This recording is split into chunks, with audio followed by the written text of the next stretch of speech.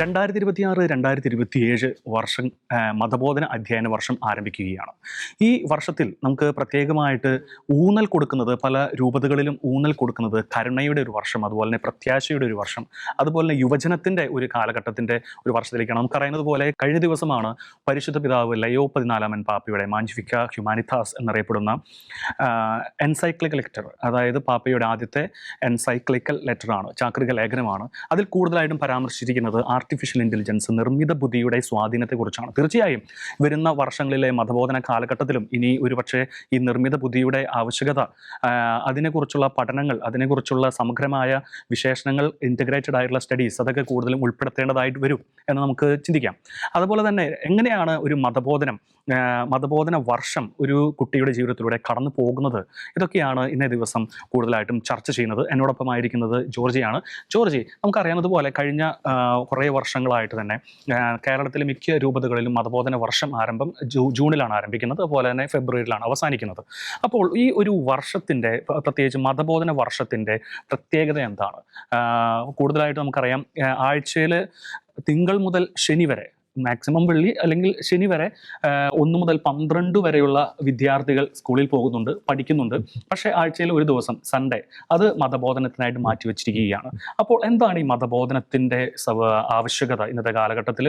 അല്ലെങ്കിൽ എത്രത്തോളം മതബോധനം ഇന്നത്തെ കാലഘട്ടത്തിൽ സ്വാധീനം ചെലുത്തുന്നുണ്ട്, പിള്ളേരുടെ ജീവിതത്തിൽ സ്വാധീനം ചെലുത്തുന്നു? തീർച്ചയായിട്ടും ജോൺ, നമുക്കറിയാം ഒരു പുതിയ അധ്യയന വർഷത്തിലേക്ക്, അതായത് സൺഡേ സ്കൂളിൻ്റെ പുതിയൊരു അധ്യയന വർഷത്തേക്ക് നമുക്ക് കാലെടുത്ത് വെക്കാൻ പോകുന്ന ഒരു സമയത്താണ് നമ്മൾ സത്യവിശ്വാസത്തിൻ്റെ ഈ ഒരു എപ്പിസോഡിൽ മതബോധനത്തിൻ്റെ ഒരു പ്രാധാന്യത്തെക്കുറിച്ച് നമ്മൾ ചർച്ച ചെയ്യുന്നത്.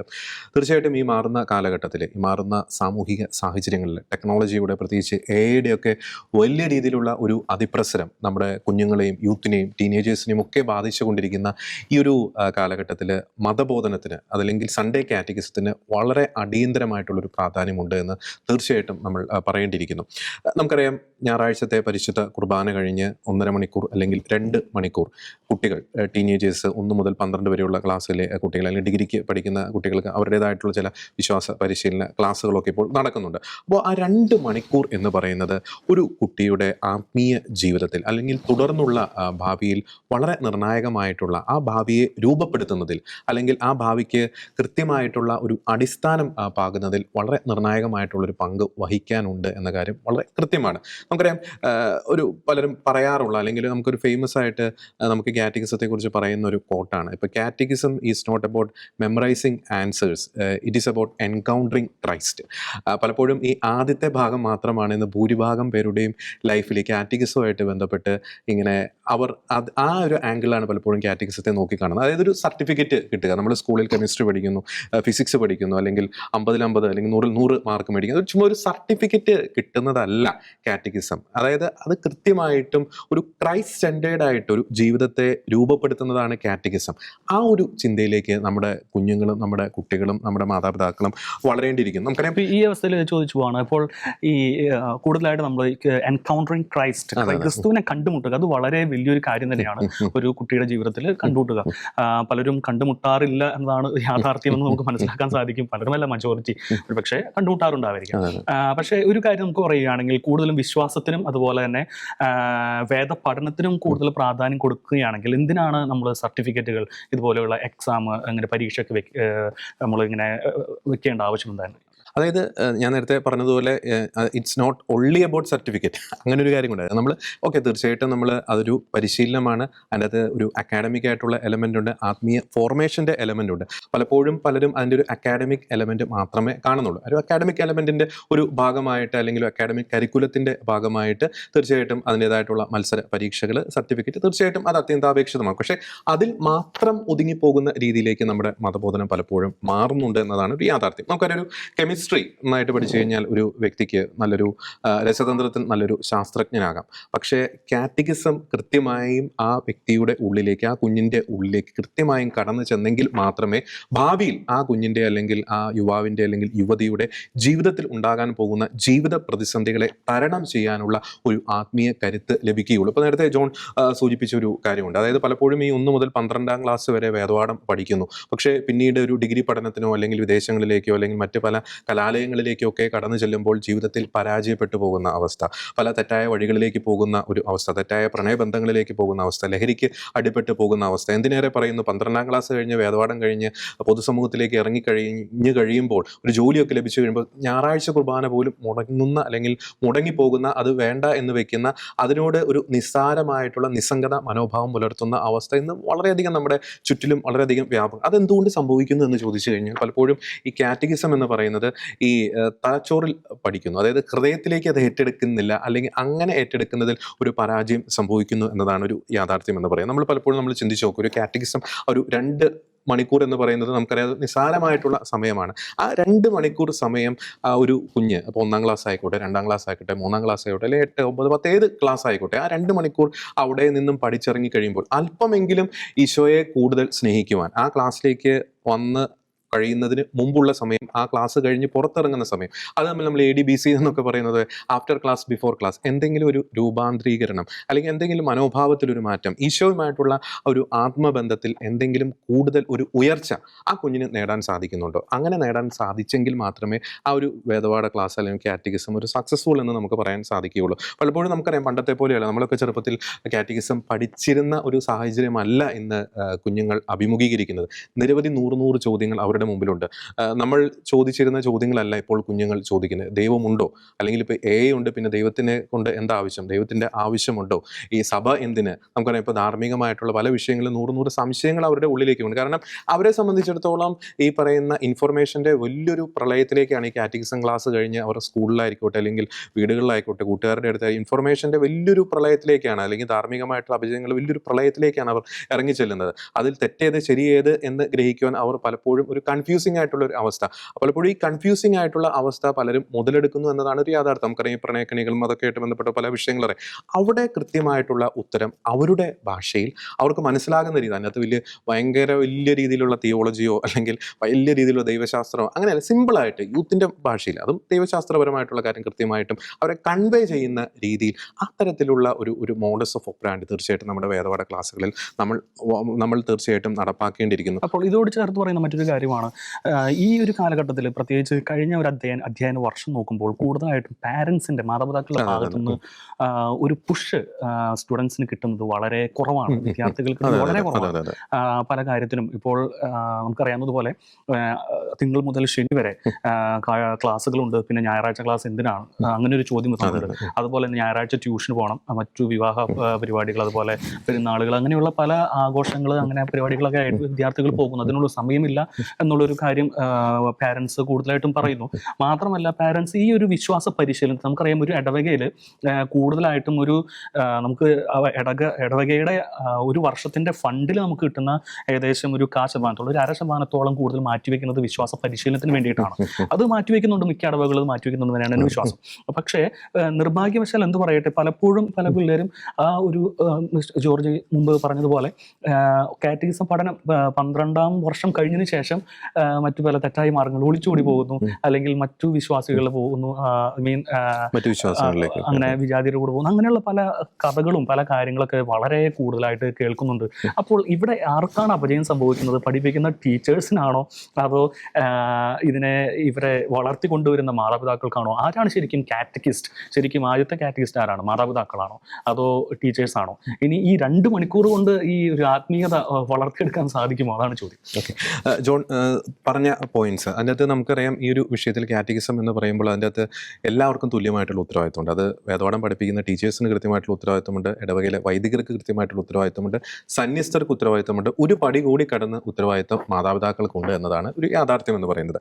ഏറ്റവും ആദ്യത്തെ സൺഡേ സ്കൂൾ ആരംഭിക്കേണ്ടത് കുടുംബങ്ങളിൽ നിന്നാണ്. പലപ്പോഴും ഇന്ന് സംഭവിക്കുന്നത് എന്താണെന്ന് വെച്ച് കഴിഞ്ഞാൽ നമുക്കറിയാം, കുടുംബങ്ങളിൽ കൃത്യമായിട്ടുള്ളൊരു സാക്ഷ്യ ജീവിതങ്ങൾ കുട്ടികൾക്ക് ലഭിക്കുന്നില്ല എന്നതാണ് ഒരു യാഥാർത്ഥ്യം എന്ന് പറയുന്നത്. ഇപ്പോൾ കുടുംബങ്ങളിൽ പോലും മാതാപിതാക്കൾക്കിടയിലുള്ള സംസാരത്തിൽ അവർ അറിഞ്ഞോ അറിയാതെയോ ഈ കാറ്റഗിസത്തിൻ്റെ വില കുറച്ച് കാണിക്കുന്ന രീതിയിലുള്ള സംസാരങ്ങൾ ഉണ്ടാകുന്നു കുട്ടികളുടെ സാന്നിധ്യത്തിൽ തന്നെ.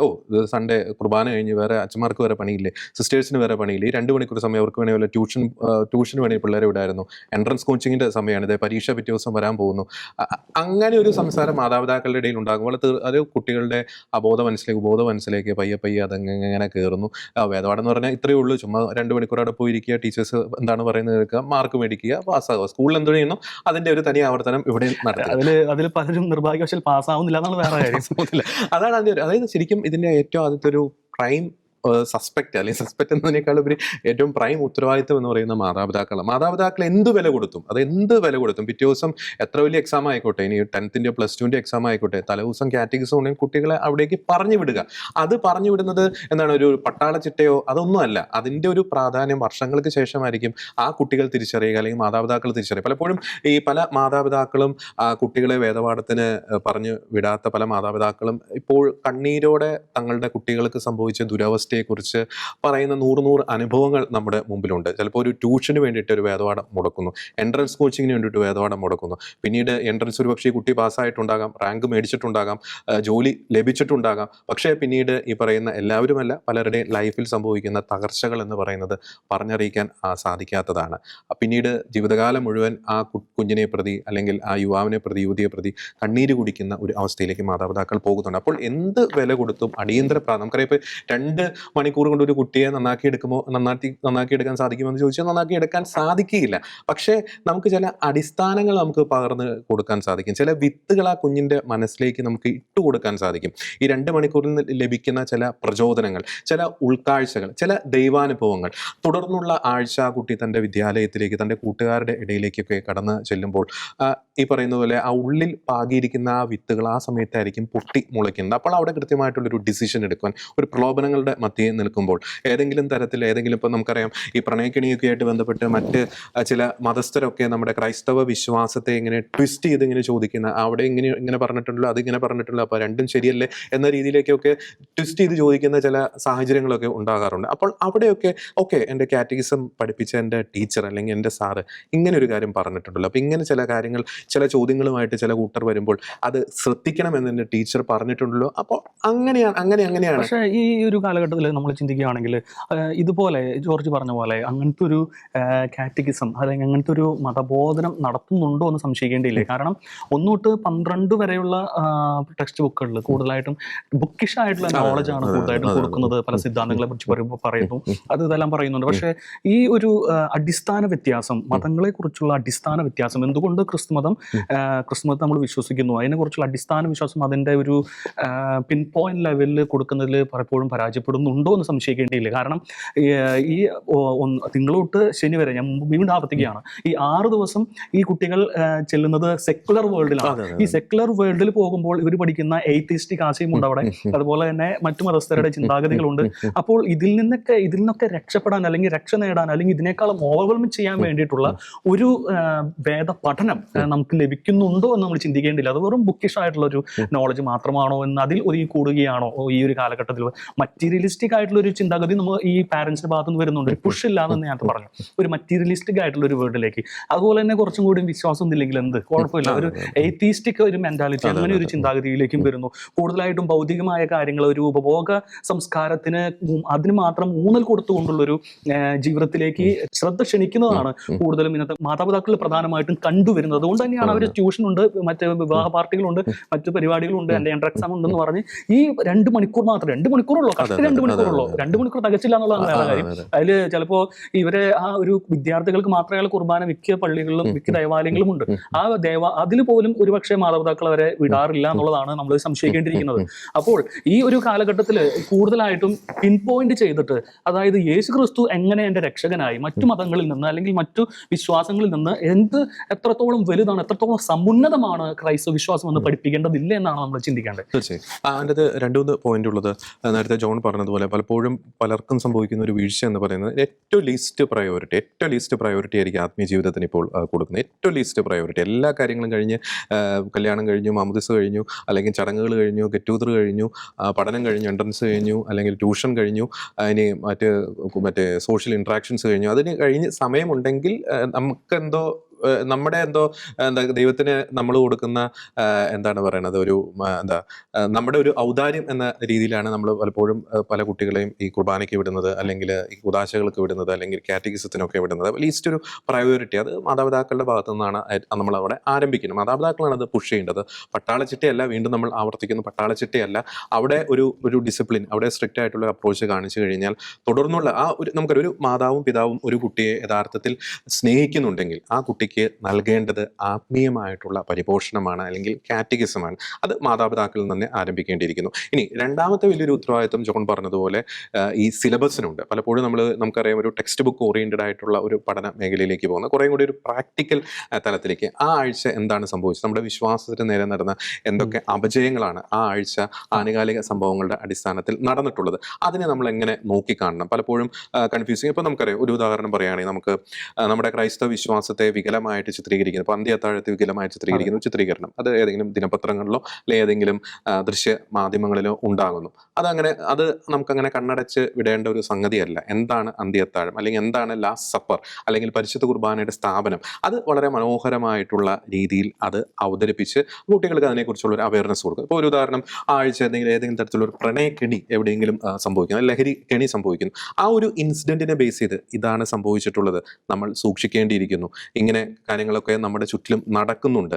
ഇത് പലപ്പോഴും നമ്മൾ കണ്ണടച്ചിങ്ങനെ ഇരുട്ടാക്കുന്നു. അത് ചില കാര്യങ്ങൾ പറഞ്ഞു കഴിഞ്ഞാൽ ചിലർക്ക് പൊള്ളും, അല്ലെങ്കിൽ എന്താണ് പറയുക, വർഗീയമായിട്ടാണ് ഞാൻ പറയുന്നത് എന്ന ചിന്ത മറ്റുള്ളവർക്ക് ഉണ്ടാകും എന്ന ഒരു പേടി എനിക്ക് തോന്നുന്നു പല വിശ്വാസ പരിശീലകർക്കുണ്ട്. പക്ഷെ നമ്മൾ പേടിക്കേണ്ടത് കർത്താവിനെയാണ്. അവരെന്ത് വിചാരിക്കും, ഇവരെന്ത് വിചാരിക്കും എന്നല്ല, നമ്മുടെ കർത്താവ് എന്ത് വിചാരിക്കും. നമ്മുടെ മുന്നിലേക്ക് ഈശോ തന്നിരിക്കുന്ന കുട്ടികളുടെ ആ വിശ്വാസ പരിശീലനം, ആത്മീയ പോഷണത്തിൻ്റെ ഉത്തരവാദിത്തം അത് എനിക്കാണ്. അത് ഞാൻ നിർവഹിച്ചില്ല, ഞാൻ ഉത്തരം പറയേണ്ടത് കർത്താവിനോടാണ്. അല്ലാണ്ട് ഈ പറയുന്ന എൻ്റെ കൂട്ടത്തിലുള്ളവരോടോ, അല്ലെങ്കിൽ എന്നെ കളിയാക്കാൻ ശ്രമിക്കുന്നവരോടോ, എന്നെ വിമർശിക്കാൻ ശ്രമിക്കുന്നവരോടല്ല ഞാൻ ഉത്തരം പറയേണ്ടത്, അത് കർത്താവിനോടാണ് ഉത്തരം പറയേണ്ടത്. ഇതിൽ നമുക്ക് മനസ്സിലാക്കണം മറ്റൊരു കാര്യം, ഇതിൽ പ്രണയക്കെണികൾ, അതുപോലെ തന്നെ ചതിവ്, ലഹരി, ഇതുപോലെയുള്ള മറ്റു കാര്യങ്ങൾ പിള്ളേരെ പഠിക്കുന്നത് ഒരിക്കലും ഒരു വർഗീയതയല്ല. അത് തെറ്റിനെയും അതുപോലെ അനീതിയെയും വർഗീയത എന്ന് വിളിക്കുന്നെങ്കിൽ അനീതിയും തെറ്റും കാണുന്നവൻ അത് നന്മയായിട്ട് കാണുന്നതുകൊണ്ടാണ് അതിനെ വർഗീയത എന്ന് വിളിക്കുന്നത്. തീർച്ചയായിട്ടും അത് വർഗീയത എന്ന് വിളിക്കേണ്ട കാര്യമില്ല. അത് പഠിപ്പിക്കാനുള്ള ഒരു മനോധൈര്യം അധ്യാപകർക്കും അതുപോലെ മാതാപിതാക്കൾക്കും വളരെ അത്യാവശ്യമാണ്. ഈ മാറുന്ന കാലഘട്ടത്തിനനുസരിച്ച് മതബോധനം മാറണം എന്നാണ് ഒരു വേറൊരു അഭിപ്രായം. മാത്രമല്ല, ഇന്നത്തെ ഒരു കാലഘട്ടത്തിലാണ് AI-യുടെ വിപ്ലവം വന്നിരിക്കുന്നത്. മഹത്തായ വിപ്ലവമാണ് AI-യുടെ. ഒരു കാലഘട്ടത്തിൽ നമുക്കറിയാം 18-19 നൂറ്റാണ്ടിൽ മഹത്തായ വിപ്ലവമായിരുന്നു ഇൻഡസ്ട്രിയൽ റെവല്യൂഷൻ, വ്യവസായ വിപ്ലവം. അതൊക്കെ വലിയൊരു റെവല്യൂഷൻ ആയിരുന്നു. അപ്പോൾ ഇന്നത്തെ കാലഘട്ടത്ത് 2021 നൂറ്റാണ്ടിൽ ഏറ്റവും വലിയ വിപ്ലവമാണ് നിർമ്മിത ബുദ്ധിയുടെ വിപ്ലവം. ഈ ഒരു കാലഘട്ടത്തിൽ എങ്ങനെയായിരിക്കും ഇനിയൊരു ഫ്യൂച്ചർ ഫോർകാസ്റ്റ്, മതബോധനത്തിന്റെ ഫ്യൂച്ചർ ഫോർകാസ്റ്റ് എങ്ങനെയായിരിക്കും? അത് കറക്റ്റാണ്. കാരണം ഇപ്പം നേരത്തെ ജോൺ സൂചിപ്പിച്ചതുപോലെ നമുക്കറിയാം, ഇവർ സെക്കുലർ വേൾഡിലേക്കാണ് ചെല്ലുന്നത്. ഇപ്പോൾ സ്കൂളായിക്കോട്ടെ അല്ലെങ്കിൽ കോളേജ് ആയിക്കോട്ടെ, സെക്കുലർ വേൾഡിലേക്കാണ് ചെല്ലുന്നത്. അവിടെ ഈ സെക്കുലർ ആശയങ്ങൾ, അല്ലെങ്കിൽ അധാർമികമായിട്ടുള്ള ആശയങ്ങൾ, ക്രൈസ്തവ വിരുദ്ധ ആശയങ്ങൾ ഒരു പ്രളയം കണക്കെ, ഒരു തിരമാല കണക്കെ, ഒരു കടൽ കണക്കെ, ഒരു സാഗരത്തിന് സമാനമായി അവരിലേക്ക് ആഞ്ഞടിക്കുമ്പോൾ പലപ്പോഴും നമ്മൾ ഈ വേദപാഠ ക്ലാസ്സുകളിൽ, വിശ്വാസ പരിശീലനത്തിലൊക്കെ നമ്മൾ കൊടുക്കുന്ന നമ്മുടെ വീട്ടിൽ ടാപ്പ് ഓണാക്കുന്ന രീതിയിലുള്ള ഒരു ജലധാരയ്ക്ക് സമാനമായിട്ടുള്ള സംഗതി മാത്രമാണ്. അതും ആ ജലധാരയും ഒപ്പം തന്നെ ഒരു തിരമാലയും നമ്മൾ കമ്പയർ ചെയ്ത് നോക്കുക. അവിടെയാണ് പലപ്പോഴും പ്രശ്നം സംഭവിക്കുന്നത്. ഇനി രണ്ടാമത്തെ ഒരു പ്രശ്നം എന്ന് പറയുന്നത്, ഇത് നമ്മൾ പ്രസൻറ്റ് ചെയ്യുന്നതിലുള്ള ചില അപ്രോച്ചുകളാണ്. പലപ്പോഴും നല്ല മനോഹരമായിട്ടുള്ള മിഠായി കടലാസിൽ പൊതിഞ്ഞുകൊണ്ട് നല്ല വർണ്ണശബളമായിട്ടുള്ള രീതിയിലാണ് ഇത്തരം ആശയങ്ങൾ, സെക്കുലറായിട്ടുള്ള ധാർമ്മികമായിട്ടുള്ള ആശയങ്ങൾ കുഞ്ഞുങ്ങളുടെ മുൻപിൽ, യുവാക്കളുടെ മുമ്പിൽ ഈ AI സാങ്കേതിക വിദ്യയുടെ സഹായത്തോടു കൂടി അത് അവതരിപ്പിക്കപ്പെടുന്നത്. പക്ഷേ നമ്മൾ അവതരിപ്പിക്കുന്നത് എങ്ങനെയാണ്? ഒരു മിഠായി കടലാസ് പോയിട്ട് ഒരു പേപ്പർ കടലാസിൽ പോലും പൊതിഞ്ഞിട്ടല്ല. പലപ്പോഴും നമ്മുടേതായിട്ടുള്ള ക്രിസ്തീയമായിട്ടുള്ള ആശയങ്ങൾ പലപ്പോഴും നമ്മൾ അവതരിപ്പിക്കുന്നത് എന്താണ്, അവിടെ ഒരു വ്യത്യാസം സംഭവിക്കുന്നത്. നമുക്ക് നിരവധി ആധുനിക സാങ്കേതിക വിദ്യ നമുക്ക് യൂസ് ചെയ്യാം. അതിനോട് നമ്മൾ മുഖം തിരിച്ച് നിൽക്കേണ്ട ഒരു ആവശ്യം ഇല്ല. അത് നമ്മുടെ ഉത്തരവാദിത്തത്തോടു കൂടി നമ്മൾ വിവേകത്തോടു കൂടി യൂസ് ചെയ്യുക. റീൽസിൻ്റെ സഹായം നമുക്ക് തേടാം, അല്ലെങ്കിൽ ഈ യൂട്യൂബ് കാറ്റഗിസം നമുക്കറിയാം. ഈ പറയുന്നത് പോലെ വളരെ ലോൺലി ആയിട്ടിരിക്കും ചില ഇൻസ്റ്റാഗ്രാം, ഇപ്പോൾ കാത്തലിക് ഇൻഫ്ലുവൻസേഴ്സ് ആയിട്ടുള്ള ചില ഇൻസ്റ്റാഗ്രാം അതൊക്കെ നടത്തുന്നവർ പറയാറുണ്ട്, ചില പോസ്റ്റുകൾ, ചില വചനങ്ങളൊക്കെ വളരെ നമ്മളറിയാം ഇമോഷണൽ ആയിട്ടുള്ള ചില വാക്കുകളൊക്കെ ഉപയോഗിച്ച്, ചില വചനങ്ങളൊക്കെ ചില റീൽസിൽ കണ്ടതിൻ്റെ അടിസ്ഥാനത്തിൽ ആത്മഹത്യയിൽ നിന്നൊക്കെ പിന്മാറിയിട്ടുള്ള പല അനുഭവങ്ങളും പലരും പറയാറുണ്ട്. അപ്പോൾ യൂത്ത് ഇപ്പോഴും ആഗ്രഹിക്കുന്നുണ്ട്. ഓൾ ഈസ് നോട്ട് വെൽ, അല്ലെങ്കിൽ എല്ലാം തകർന്നു പോയി, അല്ലെങ്കിൽ യൂത്ത് എല്ലാം വഴിതെറ്റിയെന്ന് നമുക്ക് പറയാൻ സാധിക്കില്ല. അവർ ആഗ്രഹിക്കുന്ന ആശയങ്ങൾ അല്ലെങ്കിൽ അവർ ആഗ്രഹിക്കുന്ന ചോദ്യങ്ങൾക്ക് നമുക്ക് അത് വിവേകത്തോടു കൂടി വളരെ പ്രസന്റബിൾ ആയിട്ടുള്ള രീതിയിലുള്ള ഉത്തരങ്ങൾ അവർക്ക് നൽകാൻ സാധിക്കുമെങ്കിൽ തീർച്ചയായിട്ടും നമ്മുടെ യൂത്തിനെ സഭയോട് നമുക്ക് ചേർത്ത് നിർത്താൻ സാധിക്കും. പലപ്പോഴും പലരും പറയാറുണ്ട്, എല്ലാവർക്കും ഈ ബൈബിളിലുള്ള സംഭവങ്ങളൊക്കെ അറിയാം, പക്ഷേ അത് ഒരു അനുഭവ തലത്തിലേക്ക് വരുന്നില്ല എന്നതാണ്. കുദാശകൾ പലരും സ്വീകരിക്കുന്നുണ്ട്, പക്ഷേ കൃത്യമായിട്ടുള്ളൊരു കൺവേർഷൻ അവിടെ സംഭവിക്കും. നമുക്കൊരു വിശ്വാസ പരിശീലനം എന്ന് പറയുന്നത് അത് ഒരു ഓട്ടോമാറ്റിക്കായിട്ട് ഇൻഹെറിറ്റ് ചെയ്യുന്ന ഒന്നല്ല, അത് ഇൻറ്റൻഷനലി ഫോം ചെയ്യേണ്ട ഒന്നാണ് വിശ്വാസ പരിശീലനം എന്ന് പറയുന്നത്. അപ്പോൾ വളരെ കാതലായിട്ടുള്ള മാറ്റങ്ങൾ നമ്മുടെ വിശ്വാസ പരിശീലന മേഖലയിൽ സംഭവിക്കേണ്ടിയിരിക്കുന്നു. മനോഭാവങ്ങളിൽ മാറ്റം വരുത്തേണ്ടിയിരിക്കുന്നു. ആ മനോഭാവത്തിൻ്റെ മാറ്റം ആരംഭിക്കേണ്ടത് നമ്മുടെ കുടുംബങ്ങളിൽ നിന്നാണ്, മാതാപിതാക്കളിൽ നിന്നാണ്. മാതാപിതാക്കൾക്കാണ് ആത്യന്തികമായിട്ടുള്ള ഒരു ഉത്തരവാദിത്വം അവിടെ ഉള്ളത്. തീർച്ചയായിട്ടും വേദപാഠത്തിൻ്റെ പ്രാധാന്യത്തെക്കുറിച്ച് ചെറുപ്രായം മുതൽ തന്നെ കുഞ്ഞുങ്ങളിലേക്ക് അത് ഇങ്ങനെ ചെയ്തുകൊണ്ടിരിക്കണം. അതൊരിക്കലും കുഞ്ഞുങ്ങളുടെ ദോഷത്തിന് വേണ്ടിയിട്ടല്ല, നാശത്തിന് വേണ്ടിയിട്ടല്ല. വർഷങ്ങൾക്ക് ഇപ്പുറം അവർ മച്ചുറായിട്ട് പ്രായപൂർത്തിയായിട്ട് അവരുടെ വിഹായസിലേക്ക് അല്ലെങ്കിൽ അവരുടെ വികാര കേന്ദ്രങ്ങളിലേക്ക്, വിദ്യാഭ്യാസ മേഖലയിലേക്ക് അല്ലെങ്കിൽ കുടുംബജീവിതത്തിലേക്കൊക്കെ കടന്നു ചെല്ലുമ്പോൾ ഈ ചെറുപ്പകാലത്ത് ബാല്യകാലത്ത് മാതാപിതാക്കൾ അവരുടെ മനസ്സിലേക്ക് ഇട്ടുകൊടുത്ത ആ വിശ്വാസ പരിശീലനത്തിൻ്റെ കാതലായിട്ടുള്ള ആശയങ്ങൾ ഇങ്ങനെ പൊട്ടിവിടർന്ന് അവർ പ്രലോഭനങ്ങളെ അഭിമുഖീകരിക്കുമ്പോൾ, പ്രതിസന്ധികളെ അഭിമുഖീകരിക്കുമ്പോൾ, ചില ചോദ്യങ്ങളെ അഭിമുഖീകരിക്കുമ്പോൾ അതിനെ നേരിടാനുള്ള ഒരു താങ്ങ്, ഒരു കൈത്താങ്ങ് അവർക്ക് ലഭിക്കും. പിന്നെ വിശ്വാസ പരിശീലകർ കൃത്യമായിട്ടുള്ള ഉത്തരവാദിത്തമുണ്ട്, കൃത്യമായിട്ടുള്ള സാക്ഷി ജീവിതങ്ങൾ. അതുകൂടി പറഞ്ഞ് നമുക്ക് അവസാനിപ്പിക്കാമെന്ന് എനിക്ക് തോന്നുന്നു. പലപ്പോഴും നമ്മുടെ കുട്ടികൾ ഗുരുവായി കാണുന്നത് അല്ലെങ്കിൽ ഹീറോസായി കാണുന്നത് ഈ പല ഇൻഫ്ലുവൻസേഴ്സിനെയാണ്. യൂട്യൂബ് അല്ലെങ്കിൽ സാങ്കേതിക വിദ്യയാണ് അവരുടെ ഗുരുവായിട്ട് കാണുന്നത്,